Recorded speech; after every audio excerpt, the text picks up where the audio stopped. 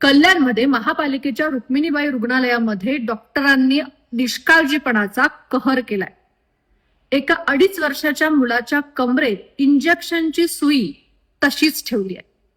त्या मुलाला कुत्र्याने चावा घेतला होता आणि त्या संदर्भातलं इंजेक्शन तो घेण्यासाठी आला होता आणि सुई त्या मुलाच्या कमरेतच राहिली. सुई कुठेतरी खाली पडली असेल, दिसत नाहीये असं म्हणून डॉक्टरांनी त्या मुलाला घरी पाठवलं. घरी गेल्यानंतर मुलाला त्रास सुरू झाला आणि एका खासगी रुग्णालयात नेल्यानंतर एक्सरे काढल्यानंतर ही सुई दिसून आली. म्हणजे जेव्हा तुम्ही इंजेक्शन बाहेर काढलं तेव्हा तुमच्या लक्षात आलं की सुई दिसत नाहीये, तेव्हा तरी तुम्ही किमान त्या मुलाचा एक्सरे काढणं गरजेचं होतं.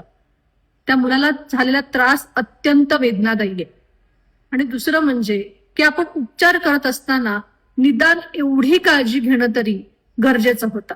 जो प्रकार आमच्या मुलाबाबतीत घडलाय तो कुणाच्याही मुलाबाबतीत घडू नये अशी प्रतिक्रिया त्या मुलाच्या आई वडिलांनी दिली आहे आणि खरंच हे अत्यंत वेदनादायी आहे.